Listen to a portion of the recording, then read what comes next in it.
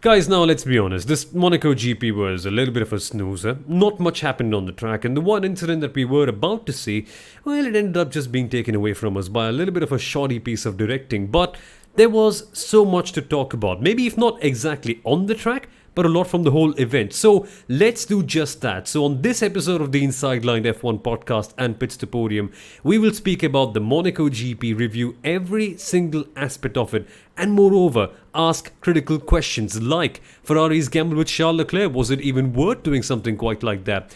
Why have there been so many pit stop botches lately? What about Hamilton and Mercedes' loss of pace? Is this just track specific or something like that? Is Sebastian Vettel back? Who were our star performers from the weekend? What happened to Daniel Ricciardo? Is he really so bad in the car? And also, should we even come here to Monaco anymore? All this stuff on this episode. So, let's begin.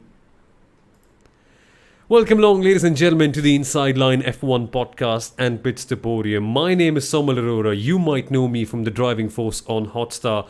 Joined as always by Kunal Shah.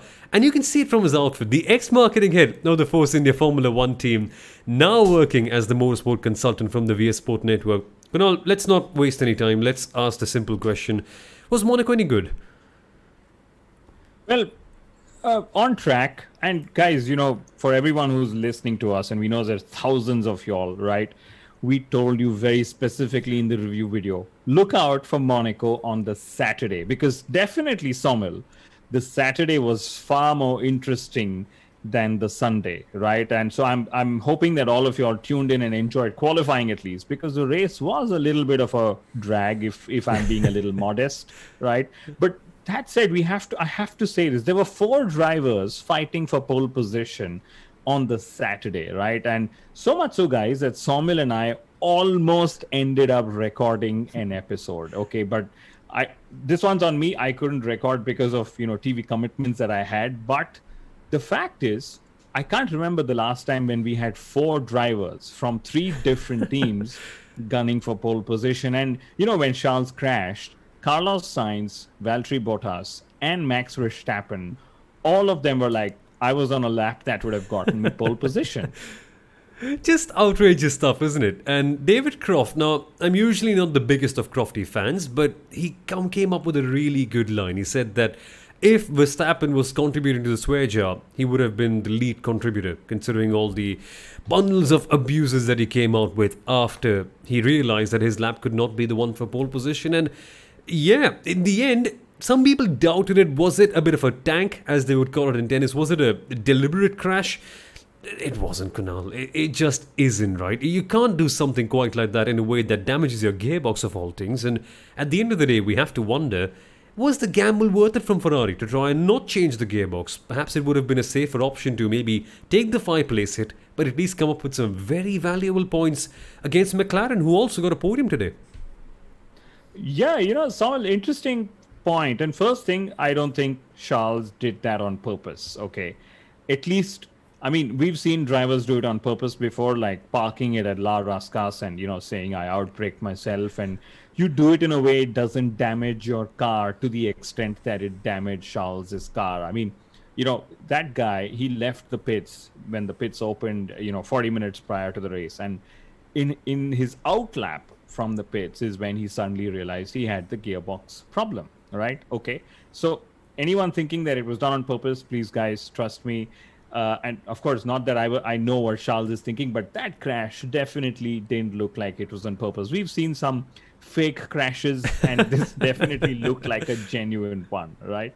But to your question, Soumil, should Ferrari have taken the gamble? And the interesting point here, I have to state, is Matteo Binotto has come out after the race, and he said Charles's issue, drive shaft issue, had got nothing to do with the crash, and his gearbox was absolutely fine, right? And the strange part here is, this is maybe because the team is, of course, come under fire by the same question that you asked, Soumil, that should they have not taken the gamble with Charles's gearbox, changed it, taken the 5-place grid drop, started from P6, and salvaged some points in the championship. And I'm very eager to know, Soumil, what would you have done if you were Matteo Binotto and Ferrari? That's a good question, right? Looking at it from their perspective. Honestly, I normally end up taking things a bit too calmly. I mean, in a way that I just go for the defensive option. I would have taken the smarter way out, at least in hindsight, that is, of going for the change of the gearbox and try to repair everything possible. But Ferrari went for it. It's Monaco after all, right? High stakes, high risk, so you have to go for it, you have to roll the dice, but it didn't just work out. And it makes me wonder of something that my friend said to me. He said that we may like Ferrari now because they're coming back from behind. They may seem like the underdogs, but at the end of the day, let's not forget, they still are the same team. They still end up making similar mistakes. Your thoughts on that, Kunal? Because this kind of resonated of something very similar. It did, and it's unfortunately historic with Ferrari. You and I have read the same books about Enzo Ferrari, and I know, it's in the team's DNA to make such mistakes. And Matteo Binotto pointing out at the drive shaft, I don't know if it's just a way of absolving the team's decision making that was done. Again, I could be wrong, but it's an assumption because everyone in their sane minds on Twitter, and we are all armchair critics, right? Or, mic bearing critics, right? Everyone was like, who made the decision? Because Ferrari made at least 2 inspections of Charles's gearbox. And both inspections, the second one being on the Sunday morning, which was more intense, actually said that the gearbox was fine to go with, right? And to me, I would have probably taken the more practical option. Take the penalty, start P6, and salvage what you can from the race. Because again, it's Monaco. You probably could have scored a double podium if that was the case, because you saw Bottas in hindsight had his issue while running second as well, right? So I don't think a lot of teams would have stuck it with it saying, let's just go and see how Charles's gearbox performs. And I'll also put it this way, if Ferrari would have done that and had his gearbox blown 15, 30, 40 laps in the race, you would have been like, yeah, that's fine. That's a risk one would have taken. But his gearbox didn't even last a single lap from leaving the pit. So just makes me question the whole thing. And, a very popular journalist on Twitter, motorsport journalist, said for a team like Ferrari, a win at Monaco is more important than scoring 10 points in the championship, right? And frankly, if they lose, P3 to McLaren by 10 points in Abu Dhabi, that's when, decisions like these will actually come to bite them where it hurts the most. I mean, it's no surprise that management coaches always end up saying, right, take decisions pragmatically, not with your heart in situations like this. But Ferrari is a team made of heart, team made of passion, the heart and soul. Yeah, I've got a James May right here, I know. But that's what eventually happens with them. Took a risk, did not work out eventually. But for Leclerc to even have gotten that podium had he started P6, it would have taken a lot of incidents, lots of things happening on track. And one incident, Kunal, that rings in the mind of everyone, Sebastian Vettel going side by side with Pierre Gasly up the hill, which is just mind-blowing to think of it. These are not Formula E cars, by the way. These are Formula 1 machines. And just midway past, we were greeted with, let's be honest, a rather shoddy piece of TV directing. I know it's a hard job. It's a thankless one. Nobody looks up and says, okay, oh, TV director, wow, lovely stuff that you've done right there. But again, I think for the first time since Silverstone 2019 that sort of stuff showed out today. Yeah, unfortunately, in Monaco, FOM doesn't get to produce or direct the TV feed. It's the local club that does it. And, clearly the difference in quality showed up. And I think the TV just made, the Monaco Grand Prix look far worse than it was, because some random cuts came in, wrong graphics threw up. I remember there was a Sebastian Vettel graphic that came up, and then they showed the 2 McLaren cars exchanging positions, after Norris sort of lapped Daniel Ricciardo, right? And this just makes me wonder. I mean, I know you started the question saying, was it a good race or not? The fact is, there were a lot of interesting narratives from Monaco, one of them being the TV direction. And the second of them, Soumil, is 8 out of 10 teams scored points. Antonio Giovinazzi scored points for the first time for Alfa Romeo, which I think is fantastic. In the Drivers' Championship, 5 drivers have made position changes in the top 10 after the result in Monaco. So, Verstappen has, of course, moved to the top ahead of Lewis Hamilton. Lando Norris is ahead of Valtteri Bottas. Of course, Bottas has had at least two retirements that I can think of. Carlos Sainz is just 2 points off Charles Leclerc. So, again, all depends what narratives we look at. And for me, at least, I look at everything all encompassing, Formula One rather than just on track action. And the last point before I sort of, make this a monologue, there were two moves in the World Constructors Championship as well. So Red Bull jumped, Mercedes in the championship, which for the first time, Red Bull and Verstappen have become championship leaders together, right? And for the first time in the hybrid turbo era. So, of course, these stats are courtesy the awesome Sundaram, who's our stat expert. And so, again, these are all the narratives that I go with, and I sort of enjoy, I sort of think back and be like, yeah, it's given us a lot of narratives. It didn't give us the on-track action. So, hey, for me, it was a fairly good race. We shall speak more about Red Bull and Verstappen leading. There's a very interesting narrative to discuss about that right at the very end. But one stat that has to come up in mind that I have to share, I'm just too impatient with this one. Whenever Red Bull have led the Drivers' and the Constructors' Championship, they have ended up winning both. Courtesy of Sundaram, when did that last happen? 13, 12, 11, 10. Those are the years. Since then, it's been a bit of a Merc domination. You know the deal. But for the first time, that has happened. More on that in a few minutes. But, Kunal, we have to discuss about Mercedes. Firstly, a small mention about Charles Leclerc as well while we were on that topic. No grass this weekend, so no Manscaped lawnmower moment per se, but still, I mean, we did see a few people cutting the chicane right there. Always the challenge of Monaco getting to too many drivers. Lance Stroll, I mean, we spoke about that rather infamous incident now where Sebastian Vettel was fighting Gasly and then it got to Stroll cutting the chicane eventually. So, yeah, it finally shows, right? It's such a driver's challenge. You just have to drive it on the sim once. And F1 2020 does not count as the sim, but it'll still give you the challenge of the game. Challenge of the track, I mean to say, I'm so sorry. But it's such a hard track, and it's a bit like tough love, right? The things you have to do for love. You may not like the circuit, it may not produce the best racing, but you just have to go back there, remind yourself of the traditions of Formula One, how hard of a circuit it is. Just to keep the car on track for 5 laps is hard enough. They have to do it for 78 full-on high-speed racing laps. It's a bit of a crazy one, this one, and I'm surprised that we didn't get more Manscaped lawnmower moments of the day.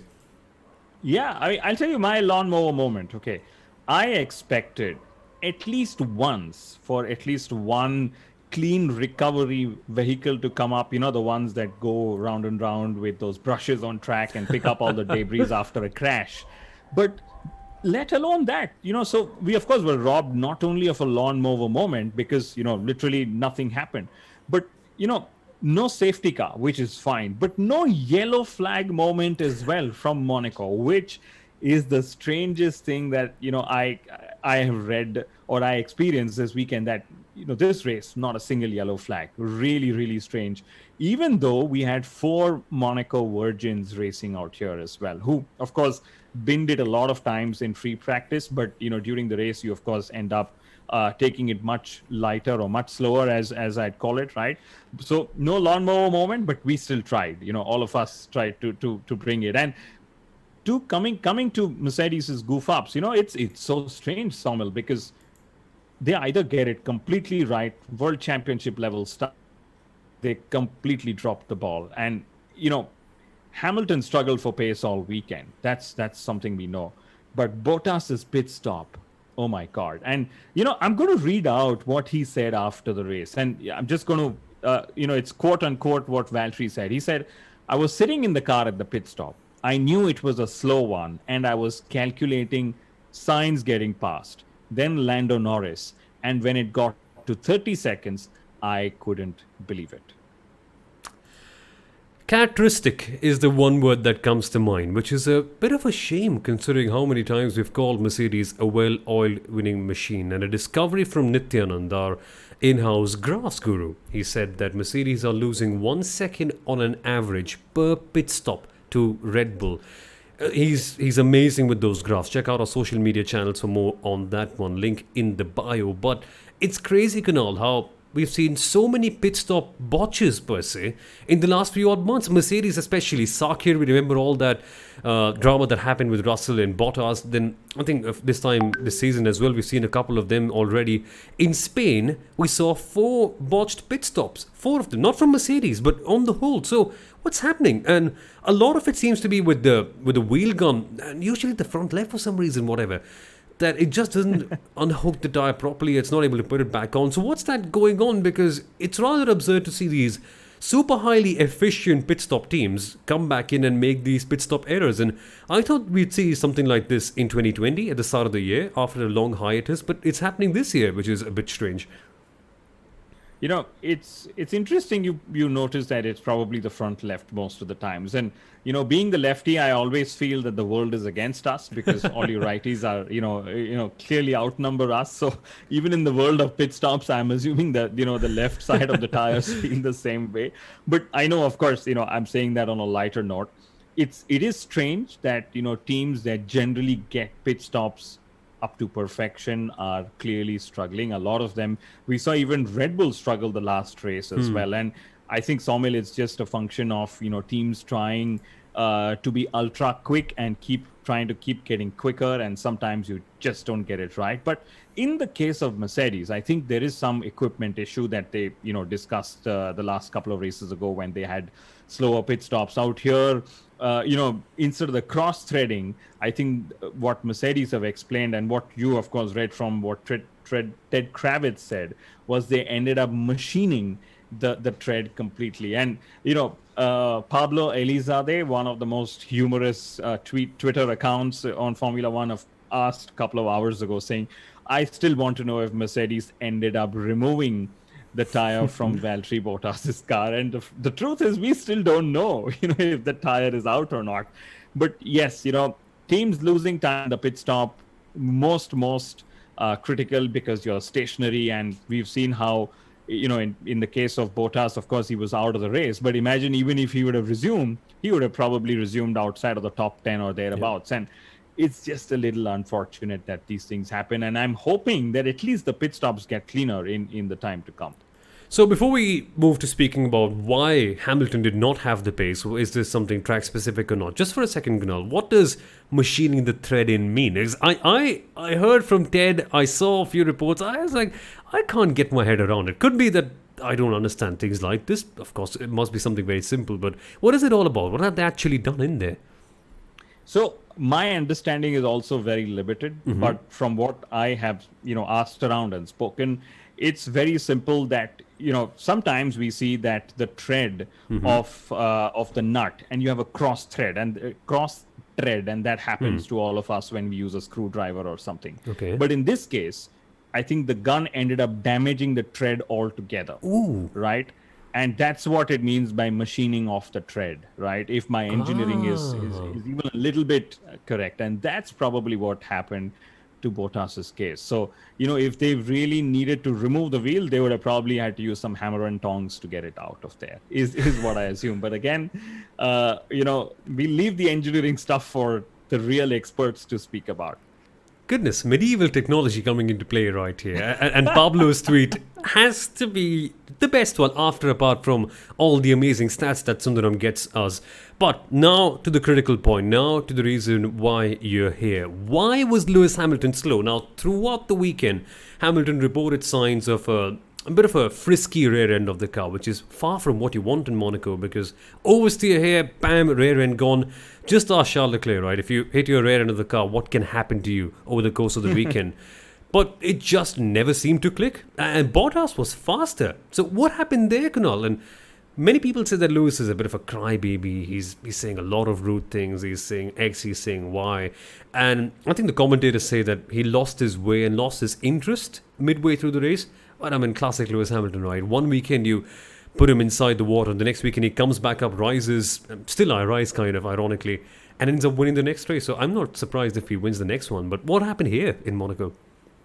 I think, it's a step-by-step process. So what you pointed out about him having a rear end that was sort of unpredictable is something he's been addressing all weekend, saying he wasn't happy with the balance of his car, right?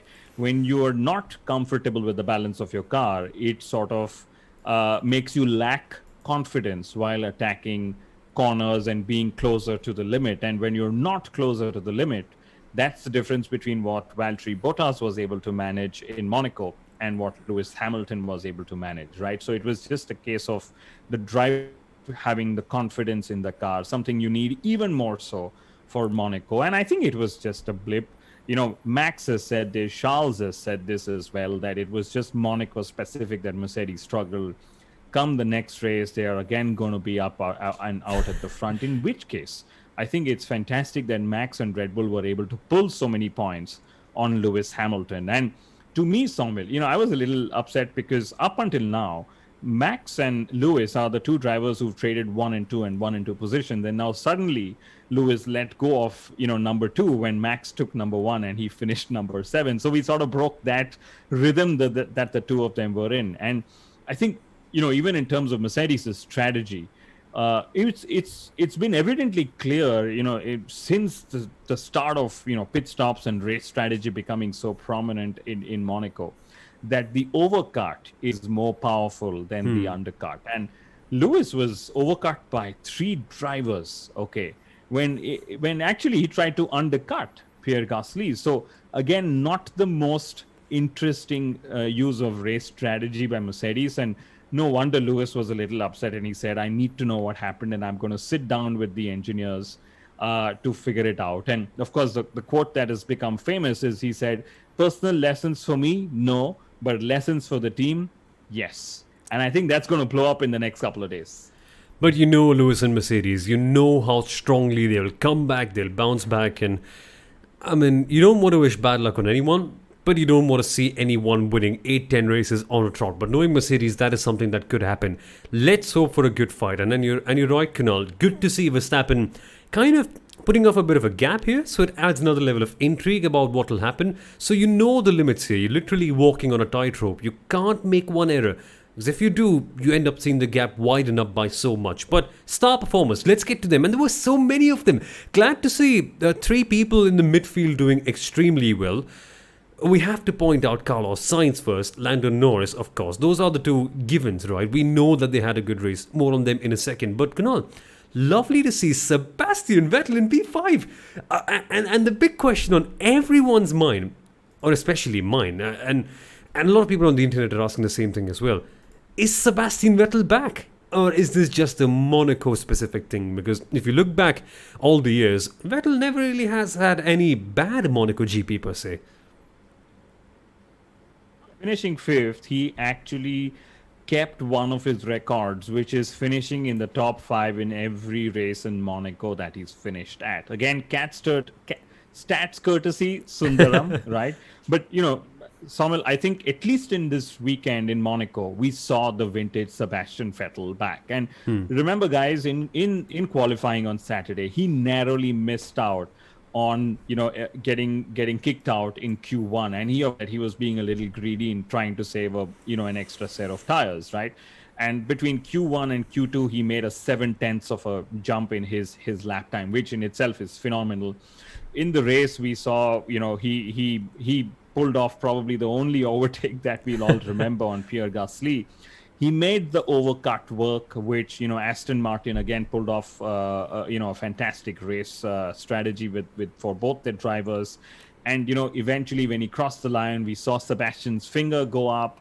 He was waving out to the crowd. And the best of it all, he was singing on the radio, ring-a-ding-ding-ding. And I think that's the vintage Sebastian that we all like, when he's able to get his natural character out after a great race. So I'm very glad that we saw that. I was literally tired of listening to Slow Button On, and I'm so glad we have a result like this one. It just hits you in the feels, this one. So good to see Vettel in P5, and something tells me it's not just a Vettel-specific thing, because Lance Stroll also got him the points this time out. That was another good star performance from Aston Martin. But we have to come to Sergio Perez, don't we? He was just prepared to go all out this weekend, Kunal. And what was it? How many fastest laps did he clock in eventually? I think some 7, 8 or something like that. At least that's how much I noticed. Beyond the point I started to keep count of it. Stopped keeping count of it, I'm sorry. Yeah, I mean, I think Checo Perez needed a race like this again because, he was fairly off in qualifying.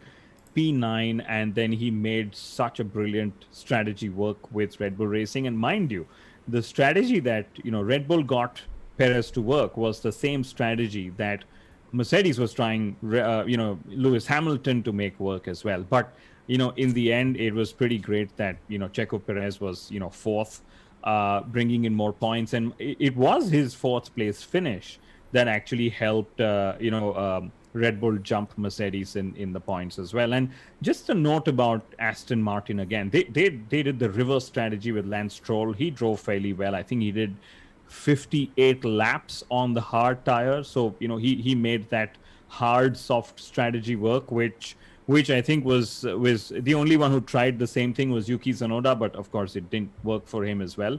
But clearly our star performers out there, I would say even Pierre Gasly for that matter, Q3 and some great points finish. I think he was P6 on the road. He kept Lewis Hamilton behind him for 78 laps, literally start to finish, and that's exactly why Red Bull had hired him in the first place last year. It's just that he's doing it in a different Red Bull powered car this year, or Red Bull funded car this year. Oh man, I love Pierre Gasly. There's just such a vibe of positivity around him. Good to see him getting that P6 result. Also good to see Antonio Giovinazzi in the points. So, as you mentioned, 8 out of 10 teams scoring points, Giovinazzi in the points as well.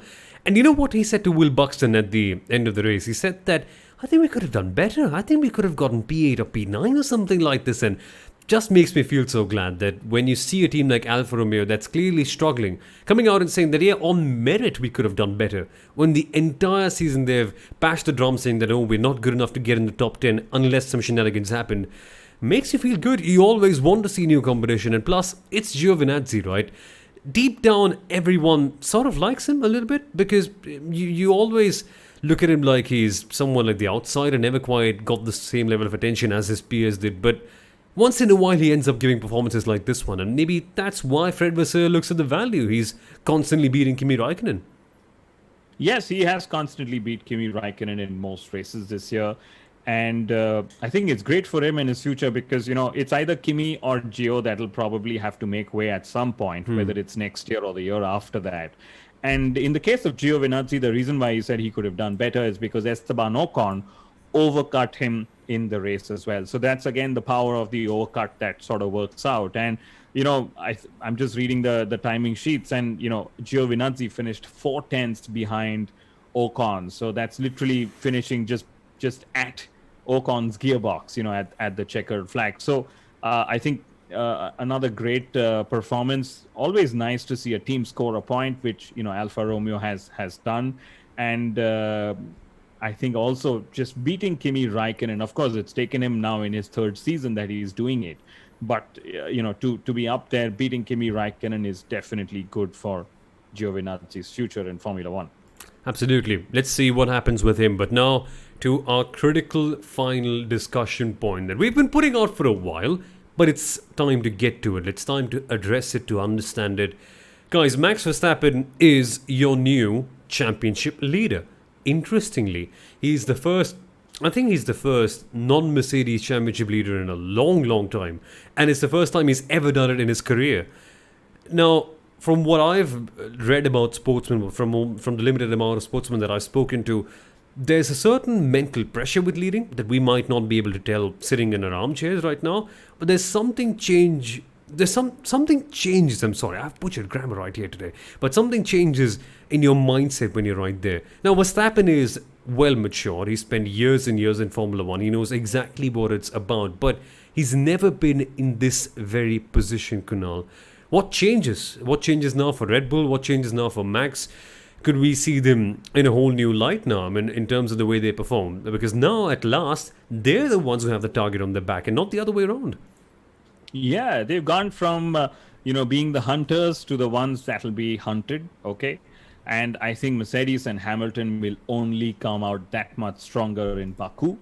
And I think, there is definitely a switch that happens where, you will be more conscious of the fact that, hey, I have the gap that I already wanted, to my competitors.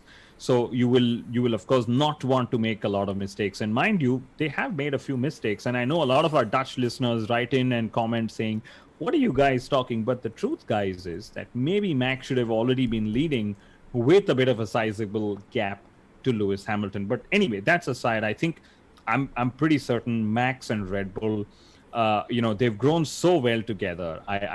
I'm certain that they are able to handle the pressure. Given Max's character, given also how he interestingly says he doesn't need to work with a sports psychologist and the likes. So I am now interested to see how Red Bull behave or perform, when they are the ones leading rather than the ones chasing, and vice versa for Mercedes as well. And again, courtesy Sundaram, Mercedes led the championship for 53 races, right?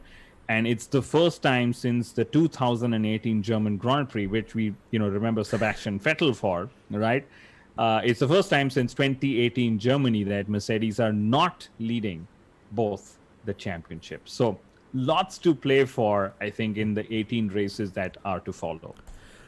Verstappen carries such a swagger wherever he goes, be it in the real world, when he comes to the sim racing side as well, to grace us with his presence. He's always got that sort of mentality. And the interesting comment about sports psychology, he's a study, he's a case study on how you frame an athlete from the ground up. I mean, in the world of pro wrestling, people say that, oh, Randy Orton is what you'd build if you have to create someone from the ground up. In Formula One, that has to be someone like Max Verstappen. But it's a test for anyone, even the top athletes. I recently read this in the Andre Agassi biography that he, in his younger days, of course, was always the one chasing, always the one hunting the match wins, always the one hunting the Grand Slam wins. The moment he led in a set, in a final, he was confused, nowhere to go, no idea of what to do and how to handle a situation like this. So let's see what happens with Max Verstappen. Of course, lots of maturity in that aspect. But finally, Kunal, before we go, one question to address. And it's a bit of a raging one on the internet where people can quite often blow up very quickly and have big overreactions. Does it make sense to come to Monaco anymore? I know my answer. What's your take on this? I think so. I think Monaco offers a different setting. Very, very. It's the crown jewel of Formula One for a good reason. It brings together a very different audience as well, a very aspirational audience, which is great for the whole profiling and branding of Formula One. And also, I'll put it this way, driving a Formula One car, and you said this, they did 78 laps, let alone, for all of us, for any one of us to jump in and even last 5 laps. But they did 78 laps on the pace in this super ultra wide Formula One cars, at the pace that they drive at. I think it offers a different challenge, to Formula One. I think it should. I'm sure it should continue in Formula One. I just think that maybe the cars need to change, which thankfully they are next year, Soumil. So if I were, Stefano Domenicali, I would say, yes, we should keep coming to Monaco and we should just make sure we have the right cars. And, you are the Formula E expert in-house and you know how Formula E made the most of Monaco. Same layout a couple of weeks ago. Madness, utter madness, that one. And there's a lot that Formula One can learn. Now, it's a controversial comment, this, but a lot they can learn in terms of the car, because having such a wide car, good for saying that you're the fastest one in the sport, but what if you don't have good races anymore? Good to see that change happening. But Kunal, one word to describe the weekend, what would be your one to pick? And finally, your thoughts heading out of Monaco, just to wrap up. Heading out of Monaco, I'm pretty excited to see what's going to happen at Baku. The whole flexi wings controversy is going to blow up even more so, because in the paddock there is a very large scale belief that Red Bull's flexi wing will actually help them the most in Baku, given the whole circuit characteristics. And Mercedes are of course saying, hey, why do we have to wait till France if we know that it's excessive, because the FIA have said that it's excessive bending. So this is unfortunately where Formula One gets really technical for all the fans, who've just started to follow, because you come to follow saying, hey, I want to see cars go racing. I want to see some of the best drivers do their thing, drama on track, off track. And suddenly there is this whole engineering conversation about how much wings flex. right? And I think the best time to ever enjoy wings flexing is when you're taking off or landing in an aeroplane. That's the limit of what people want to experience when it comes to flexing of wings. Not sit in a conversation with Christian Horner and Toto Wolff, and each of them blaming each other for sort of not having bendy wings enough, or whatever you call it. So that's going to be the narrative getting into Baku, I think, right? But the positive for me from this weekend was that Max and Red Bull actually snatched what came their way with Charles Leclerc's retirement, and they hopefully are able to sort of keep this momentum and build on a championship challenge, something that they've not necessarily managed to do in the 4 races before Monaco. Exactly. Big statement of intent there from Verstappen and Red Bull. And guys, food for thought before we close out. We may call Leclerc unlucky, we may call it a bit of a tragic blow, or whatever you might like to call it, but let's not forget, self-inflicted very much so. And it doesn't matter that we know it, Leclerc knows it himself. That's why he was so angry with himself. But let's see what we can make of it the next time out at Baku. Folks, thank you so much for watching. Thank you so much for listening to us on the Inside Line F1 podcast and Pits To Podium. If you liked our stuff, you know exactly what to do. Leave us a subscribe, leave a like, share this video and the podcast with your friends and all your family members who watch Formula 1. And we shall see you next time out for the race preview for Baku. See you, folks. Thanks, Soumil. See you guys. Bye-bye.